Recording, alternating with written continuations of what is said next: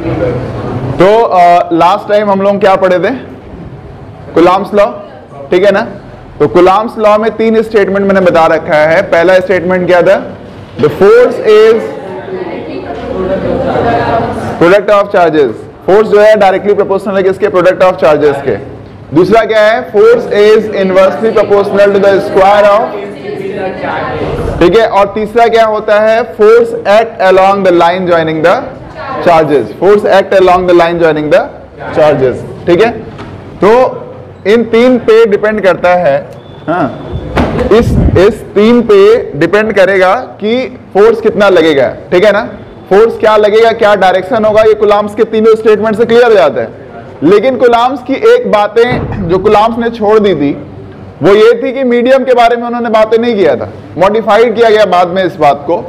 तो कूलॉम्स का जो नियम था उस हिसाब से F is equals to K Q1 Q2 upon R square, ये एक फोर्स का फॉर्मूला आ गया था, ये एक फोर्स का फॉर्मूला आ गया था।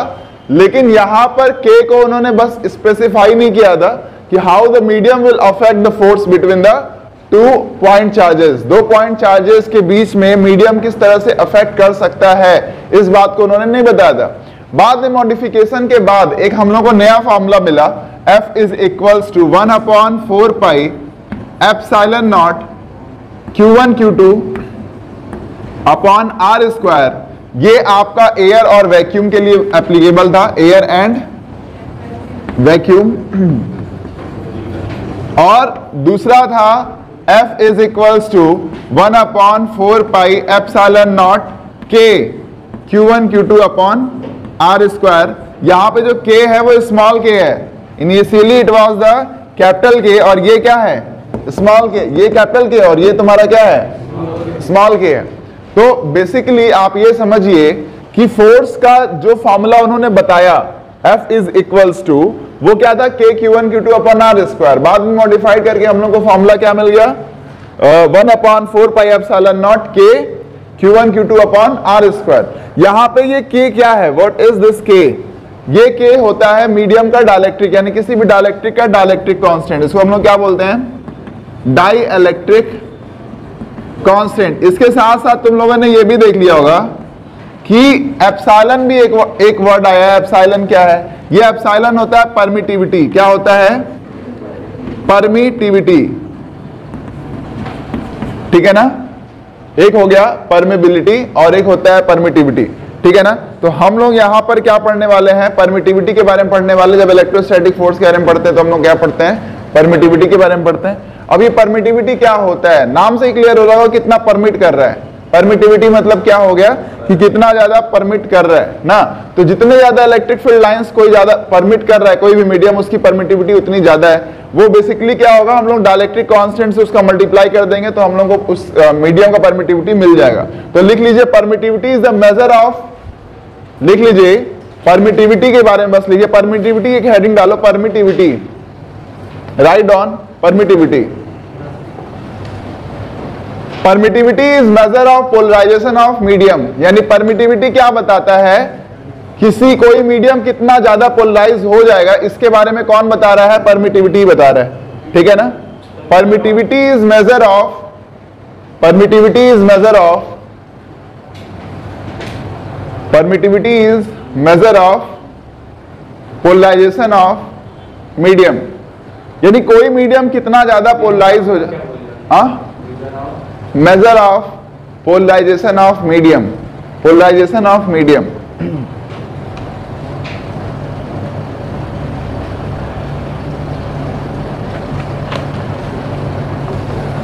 तो अब क्या एक फॉर्मूला हम लोग को मिल गया। परमिटिविटी क्या होता है? It is the measure of polarization of medium, यानी कितना ज्यादा मीडियम पोलराइज हो जाएगा उसको हम लोग किससे समझ पाते हैं? परमिटिविटी समझ पाते हैं।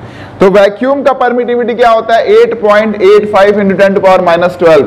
ये कांस्टेंट है। And again I am saying that कि you don't have to learn any constant value, कोई भी कांस्टेंट वैल्यू आपको याद नहीं करनी है। एप्सिलॉन नॉट का मतलब हो गया आपकी permittivity of air. Epsilon not मतलब क्या हो गया? Permittivity of air. तो जहां पे एप्सिलॉन नॉट लिखा होगा वहां हम सिंपली समझ जाएंगे कि हम लोग को वहां पे वो क्या है? Permittivity of air. और वहीं पे K क्या बताता है? K क्या है? Dielectric constant. ये मल्टीपल है, मतलब एक तरह से सीधे समझिए कि हम परमिटिविटी ऑफ मीडियम को इस तरह से भी लिख सकते हैं, permittivity of medium epsilon, epsilon is equals to epsilon naught into K, ठीक है ना, एप्सिलॉन नॉट इनटू K। ये परमिटिविटी है किसी भी दूसरे मीडियम का और ये परमिटिविटी है एयर का, और K बताता है कितना टाइम्स है, ठीक है ना, permittivity of medium how many times, कितना टाइम्स है, एयर के कितना गुना है, वही कौन बताता है? तुम्हारा ये K बताता है, डाइलेक्ट्रिक कांस्टेंट उसको हम लोग बोलते हैं, ठीक है ना। तो इस तरह से हम लोग को एक और फॉर्मूला मिल गया, F is equals to 1/4 pi epsilon naught K Q1 Q2 upon R square. तो यू मे राइट इट, यहाँ पे K की वैल्यू आपको पता है, सीधा सीधा अगर K की वैल्यू लिखेंगे तो वो कितना होता है? 9 × 10⁻9। कितनी होती है K की value? 9 × 10⁻9। In case of SI system में हम लोग को क्या मिलता है? 9 × 10⁻9 मिलता है, ठीक है ना। तो ये तुम्हारा हो गया, इन तीनों फॉर्मूले को लिख लो। ये किसके लिए? For any dielectric medium, any dielectric medium. अच्छा, एक और केस है, मान लो ऐसा हो जाए कि तुम्हारा मेटल हो, मैंने बोला यार डाइलेक्ट्रिक ना, डाइलेक्ट्रिक मतलब हो गया कि वो इंसुलेटिंग बिहेवियर है, डाइलेक्ट्रिक का मतलब होता है कि इंसुलेटिंग बिहेवियर है, ठीक है ना। मान लो कि कोई कंडक्टिंग या मेटल हो, तो उस केस में क्या होगा? फोर्स मतलब कोई 2 पॉइंट चार्जेस किसी मेटल के अंदर रखे होंगे तो क्या होगा? तो याद रख लेना कि अगर कोई 2 पॉइंट चार्जेस किसी मेटल के अंदर रखे होंगे तो उनके बीच में लगने वाला फोर्स क्या होगा? 0 होगा। क्यों 0 होगा? क्योंकि ये एप्सिलॉन की वैल्यू इनफाइनाइट हो जाती है। एप्सिलॉन की वैल्यू क्या होती है? इनफाइनाइट। और अगर ये इनफाइनाइट हो गया तो ओवरऑल वैल्यू क्या हो जाएगी? 0 हो जाएगी, ठीक है ना। एक तरह से देखें तो इसकी वैल्यू हो जाएगी इनफाइनाइट और ओवरऑल वैल्यू क्या हो जाएगी? 0। तो इसको नोट डाउन कर लीजिए सब लोग। एक क्वेश्चन लिखिए तो,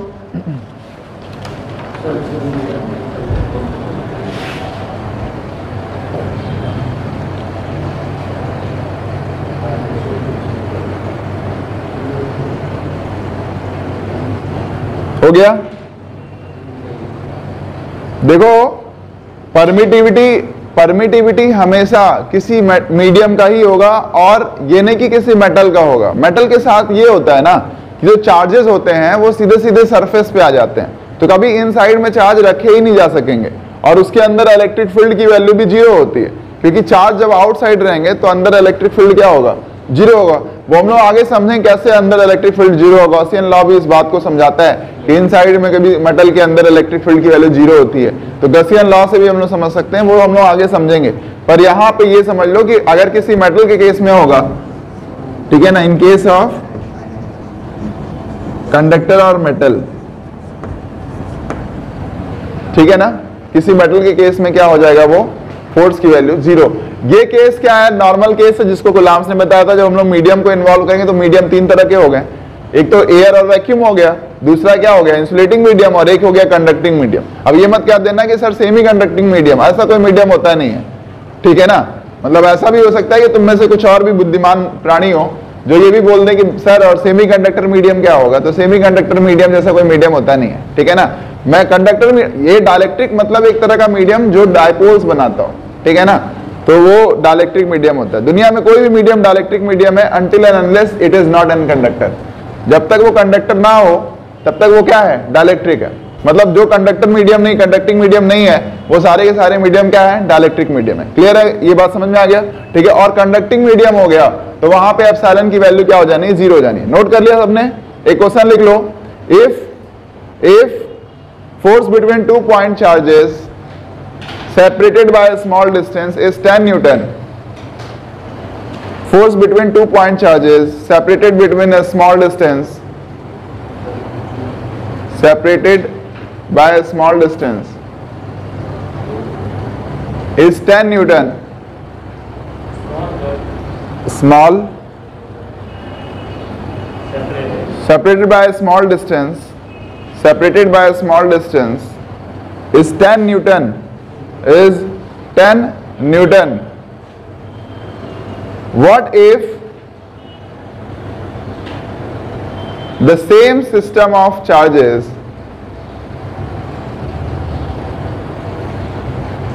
what if the same system of charges placed within the within a dielectric, placed within a dielectric, placed within a dielectric with the same separation distance, within the dielectric with the same separation distance, ठीक है ना, same separation distance पर point charges same, वही system अगर हम लोग किसी dielectric में रख दें, whose लिखिए whose dielectric constant K is equals to 6, whose dielectric constant K is equals to 6, whose dielectric constant K is equals to 6। बताओ फोर्स कितना लगेगा। बोल रहा है कि पहले 2 पॉइंट चार्जेस थे जो एयर में थे या वैक्यूम में थे, इस केस में उनके बीच में 10 न्यूटन का फोर्स लग रहा था, ठीक है ना। लेकिन सडनली क्या होता है कि उसी सिस्टम ऑफ चार्जेस को हम किसी मीडियम में रख देते हैं, क्या करते हैं, किसी मीडियम में रख देते हैं। अब मीडियम में रखने के बाद से उसके फोर्स में क्या चेंजेस आएंगे, जबकि पॉइंट चार्जेस भी सेम है और सेपरेशन डिस्टेंस भी सेम है, मतलब सेपरेशन भी वही है, पॉइंट चार्जेस भी वही है, उस केस में क्या चेंजेस आएंगे। तो सिंपल, बड़ा आसान हो गया। जरा देखो इस फॉर्मूले में और इस फॉर्मूले में, ये एयर के लिए है ना, तो इस केस में 10 न्यूटन है ना, इसमें और इसमें चेंज क्या है, अंतर क्या है, बस K का है। यानी कि तुम लिख सकते हो F dash is equals to F by F by, क्योंकि सारा फॉर्मूला तो सेम है, बस अपॉन में एक K एक्स्ट्रा आ रहा है ना, तो उसको हम अपॉन में K कर देंगे। क्यों भाई, बोलो भाई, सही है ना। तो यहां से क्या हो गया, K को हम लोग डिवाइड कर देंगे तो F dash is equals to F by क्या आ जाना है, K आ जाना है, ठीक है ना। तो सॉल्व कर लो इसको, सीधा सीधा हो गया तुम्हारा काम। अब कितना आएगा, 10/6 कितना आ गया, 5/3 हुआ, ठीक है ना। 10/6 बोल रहे हैं सब नालायक। अब अगला लिखो vector forms of Coulomb's law, vector form of Coulomb's law.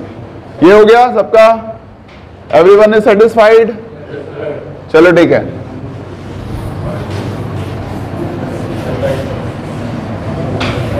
Next हम लोग देखेंगे क्या,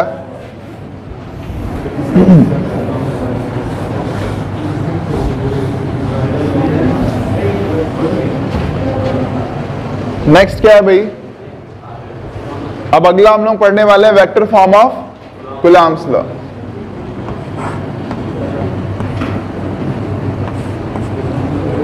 यहां पे कुछ वेक्टर अप्रोच होगा, vector form of Coulomb's law.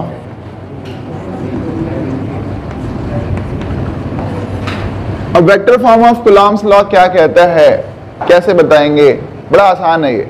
मान लो कि एक सिस्टम है, सेट ऑफ कोऑर्डिनेट है, एक सेट ऑफ कोऑर्डिनेट है, जो पोजीशन बता रहा है, ये एक्स एक्सिस से पोजीशन बता रहा है और ये क्या बता रहा है, वाई एक्सिस से पोजीशन, ठीक है ना। ये एक्स एक्सिस से बता रहा है और ये क्या बता रहा है, वाई एक्सिस से पोजीशन बता रहा है। अब किसी तरह से क्या होता है कि 2 पॉइंट चार्जेस हैं, एक पॉइंट ये है ए, जहां पे Q1 रखा हुआ है, ठीक है, या QA रखा हुआ है, क्या रखा हुआ है, QA। दूसरा पॉइंट चार्ज है जहां पे क्या रखा हुआ है, QB, ठीक है ना। अच्छा, ये इसके लिए तुमने जो वेक्टर रखा है वो है RA, ठीक है।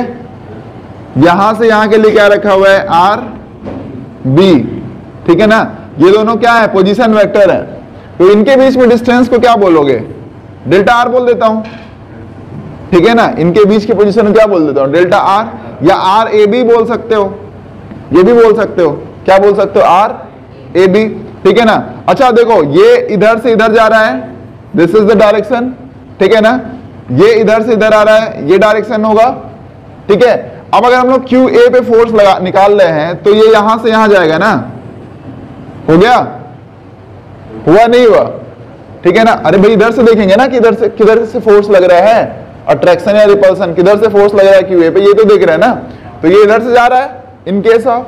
अच्छा, अब हमको पता है कि कूलॉम्स के थर्ड स्टेटमेंट से क्या बातें आई थी, कूलॉम्स के थर्ड स्टेटमेंट से बात ये आई थी कि जो तुम्हारा फोर्स होगा वो एक्ट करेगा along the line joining the charges, ठीक है ना। तो किस लाइन पे एक्ट करेगा, क्या इस लाइन पे एक्ट करेगा, क्या इस लाइन पे एक्ट करेगा, क्या इस लाइन पे एक्ट करेगा ना। यानी ये जो फोर्स होगा वो इसी लाइन पे एक्ट करेगा, तो क्लियर है। ठीक है ना। तो हमको फोर्स ये निकालना है कि इसकी वैल्यू कितना, आर ए बी की वैल्यू कितना है। तो हम लोग ट्रायंगुलर वाला फॉर्म याद है तुम लोगों को कि ट्रायंगुलर वो लॉ ऑफ ट्रायंगुलर, वो ट्रायंगुलर लॉ ऑफ वेक्टर, उसमें क्या था कि यहां से यहां तक का एक वेक्टर है, यहां से यहां तक एक वेक्टर है ना, और यहां से यहां एक वेक्टर है, तो यानी इन दोनों का सम इसके क्या होना चाहिए, इक्वल होना चाहिए। तो तुम लिख सकते हो ना R A is equals to R B plus R A B, लिख सकते हो ना। तो यहां से क्या हो गया, R A is equals to R A B is equals to, अब ए बी इस साइड में है तो इधर क्या चला गया, आर ए माइनस चला गया, नहीं चला गया, ठीक है ना। और हर एक वेक्टर जो होता है, हर एक वेक्टर किससे बना होता है, मैग्नीट्यूड से और डायरेक्शन से। मैग्नीट्यूड को हम लोग रिप्रेजेंट कर सकते हैं मॉड या सिंपल वो सीधे सीधे अल्फाबेट से रिप्रेजेंट कर सकते हैं, और डायरेक्शन को रिप्रेजेंट करने के लिए हम लोग किसका इस्तेमाल करते हैं, कैप का इस्तेमाल करते हैं। तो आर कैप बराबर क्या हो जाएगा, आर कैप बराबर क्या हो जाएगा, R A B, R cap बराबर क्या हो जाएगा भाई, R A B upon R A B, होगा नहीं होगा, ठीक है ना।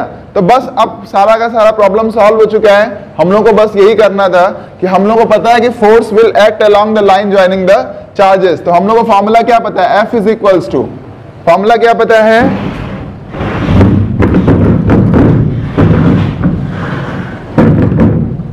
देखो हम लोग को फॉर्मूला क्या पता है कि R is equals R A B is equals to R A B upon R A B, ठीक है ना। और एक फॉर्मूला पता है F is equals to 1 upon 4 pi epsilon naught Q1 Q2 upon, ये पता है ना। अब अगर हम ये देखिए, ये स्केलर फॉर्म है, क्या कौन सा फॉर्म है, क्या कहीं डायरेक्शन दिख रहा है, नहीं दिख रहा है। अगर मैं यहाँ पे एरो बना दिया तो यहाँ पे मुझे मैग्नीट्यूड के साथ साथ एक डायरेक्शन भी बताना पड़ेगा, बताना पड़ेगा नहीं बताना पड़ेगा, पड़ेगा ना। अच्छा ये ए बी के बीच में है तो यहाँ पे क्या लिख सकते हो, क्यू ए क्यू बी, और यहाँ आर ए बी का होल स्क्वायर, और ये किसका कैप लोगे, ए बी का कैप ले लोगे ना।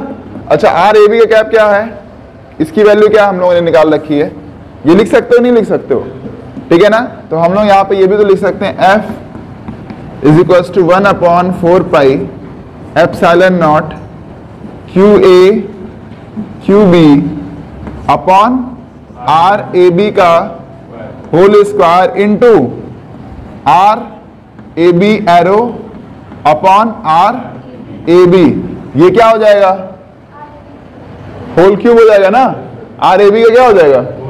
तो यहां से क्या मिल गया, F is equals to 1 upon 4 pi epsilon naught Q A Q B upon R A B का होल क्यूब और into R A B arrow, clear है। अच्छा अब तुम इसमें और भी मॉडिफिकेशन कर सकते हो, क्या कर सकते हो, आर ए बी जो एरो है उसकी वैल्यू कितनी है, आर ए माइनस है कि नहीं है, आर ए माइनस, ठीक है ना। तो यहां पे सिंपली कर दोगे, ये तो फॉर्मूला हो गया, यहां पे इतना भी छोड़ सकते हो, और इसके बाद तुम्हें मॉडिफाई करना होगा तो तुम यहां से कर सकते हो, नोट डाउन कर लो पूरा पूरा।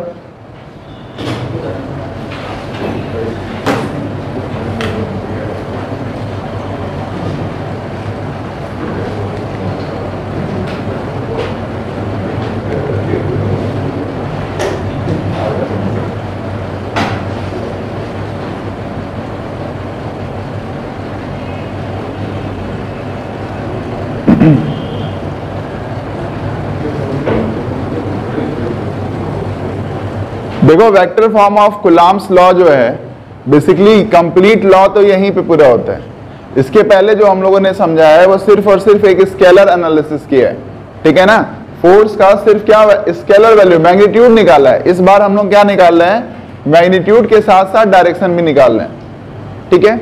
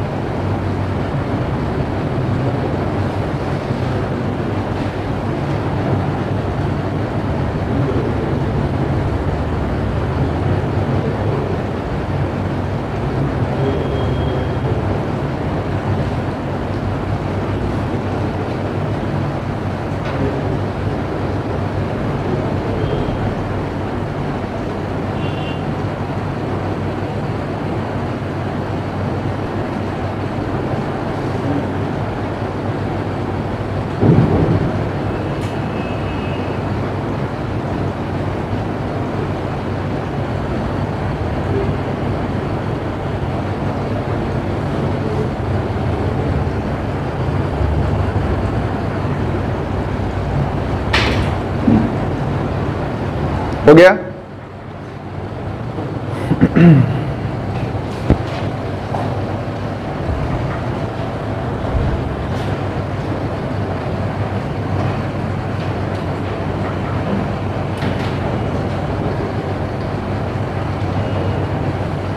हो गया सबका? चलो ठीक है,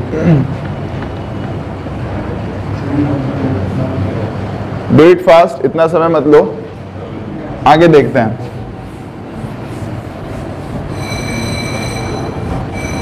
अब क्या है कि इन केस ऑफ, अगर ऐसा तुम्हें रहे कि एक से अधिक, ये तो 2 पॉइंट चार्जेस के बीच में अब तक बात हो गई, तो हम लोगों ने अब तक 2 पॉइंट चार्जेस के बीच में कितना फोर्स लगेगा उसको काफी बढ़िया समझ लिया। अगर 2 पॉइंट चार्ज एयर में रहेंगे तो कैसे फोर्स निकालेंगे, जब किसी मीडियम में रहेंगे तो कैसे फोर्स निकालेंगे, मेटल के अंदर उनके बीच में कितना फोर्स लगेगा, ये क्लियर हो गया। मैग्नीट्यूड के साथ साथ अब हम डायरेक्शन के बारे में बात कर लिए vector form of Coulomb's law से। तो vector form of Coulomb's law के थ्रू हम ये बता सकते हैं कि उसका डायरेक्शन भी क्या होगा, यानी नाउ वी आर मतलब अब हम लोग कहे कि फोर्स बिटवीन 2 पॉइंट चार्जेस को हम लोग कंप्लीटली क्या कर दिया, एक्सप्लोर कर दिए, ठीक है ना। अब इसके बाद मेन टास्क हम लोग का ये है कि मान लो एक से अधिक सिस्टम ऑफ चार्जेस हैं, तो उस केस में क्या होगा, तो लिखिए law of superposition, law of superposition.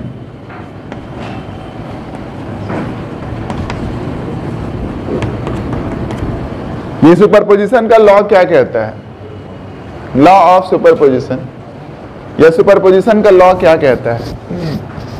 देखो सुपरपोजिशन का लॉ बड़ा सिंपल सी बातें कहता है कि मान लो एक से अधिक पॉइंट चार्जेस हैं, यहाँ Q1 है, ये Q2 है, ये Q3 है, ठीक है ना, और यहाँ पे Q है जिसपे हम लोग को फोर्स देखना है, ठीक है। इस केस में इस पे फोर्स कितना लगेगा, ठीक है। तो भाई सिंपल सी बात है, मान लो Q1 का जो डिस्टेंस है वो R1 है, Q2 का जो डिस्टेंस है वो R2 है, और Q3 का जो डिस्टेंस है वो कितना है, R3 है। इस केस में इस पे कितना फोर्स लगेगा हम लोगों को ये पता करना है, ठीक है ना, इस Q पे कितना फोर्स लगेगा।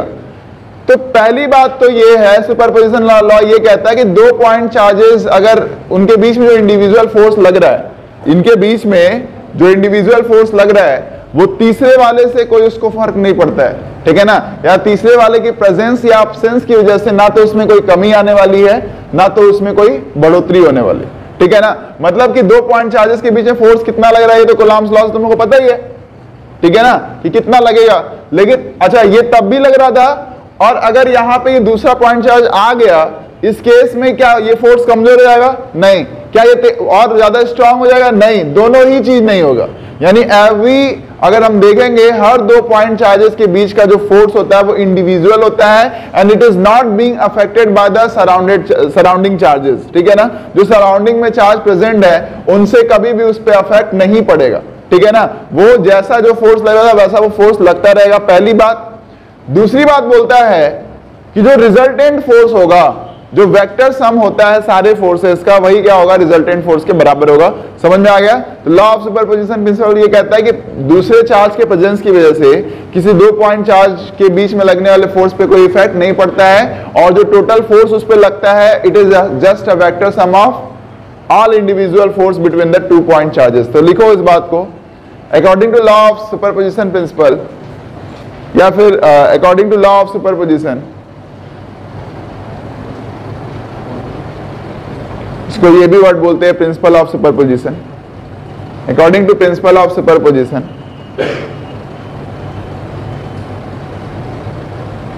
ठीक है, according to principle of superposition, the resultant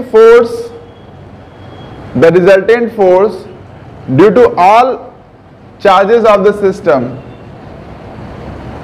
the resultant force due to all charges of system of many charges, due to all charges of system of many charges,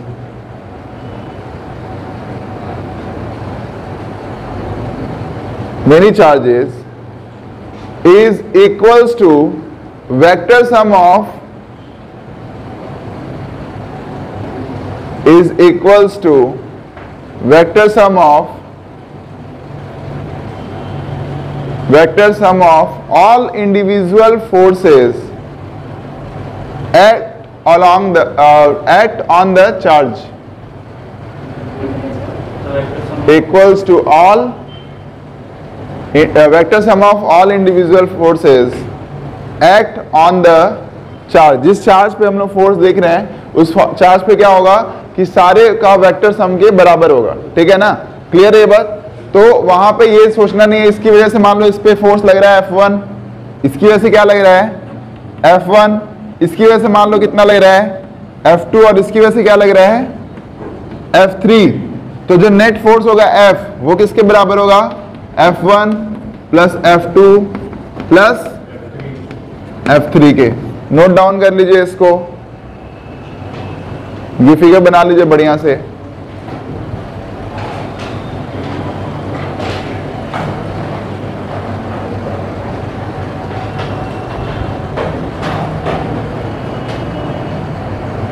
इसको क्या बोलते हैं, प्रिंसिपल ऑफ सुपरपोजिशन या law of superposition. Basically principle word use करते हैं electrostatics में, law वगैरह use करते हैं वेव वगैरह में, मतलब कोई अंतर नहीं है। ठीक है ना। F is equals to F1 plus F2 plus F3।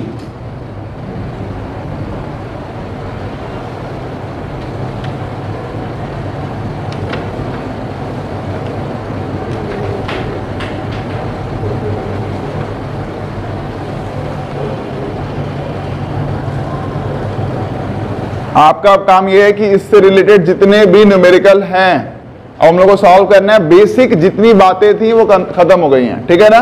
पहले हम लोगों ने चार्ज की प्रॉपर्टी को पढ़ लिया, चार्ज क्वांटाइज होता है, चार्ज कंजर्व होता है और चार्ज एडिटिव होता है। चार्ज क्या होता है, एडिटिव होता है। इसके साथ साथ चार्ज पॉजिटिव और निगेटिव दो तरह का होता है। चार्ज के मेथड ऑफ अगर उसको बोलेंगे कि किस किस मेथड से उसको प्रोड्यूस किया सकता है, तो फ्रिक्शन, कंडक्शन और इंडक्शन। ठीक है ना। इसके साथ साथ आपने ये देखा कूलाम्ब फोर्स में दो पॉइंट चार्जेस के बीच में कैसे फोर्स निकालते हैं, वो किन बातों पे डिपेंड करता है। फिर हम लोग वेक्टर फॉर्म ऑफ कूलाम्ब्स लॉ से उसके डायरेक्शन के बारे में बता दिए कि कैसे हम लोग डायरेक्शन निकालेंगे। और अगर एक से अधिक पॉइंट चार्जेस हो तो उनके बीच में लगने वाले फोर्स को भी हम कैसे कंप्यूट करेंगे, यहां पे हम लोगों ने लॉ ऑफ सुपरपोजिशन प्रिंसिपल से देख लिया। ठीक है ना। यहां तक तो बातें खत्म हो गई। तो ये बेसिक था इलेक्ट्रोस्टैटिक में सबसे इनिशियल, ये सारे कूलाम्ब्स लॉ दें, इन पे आपको न्यूमेरिकल एप्टीट्यूड बढ़ाना है। तो कल हम लोग इस पे रिलेटेड जितने न्यूमेरिकल मतलब अच्छे न्यूमेरिकल होंगे उसको हम लोग क्या करेंगे, एक्सप्लोर करेंगे। और अभी आपका काम ये है कि जितने आप न्यूमेरिकल देख सकते हैं उतने न्यूमेरिकल आप देख करके आइए। ठीक है ना।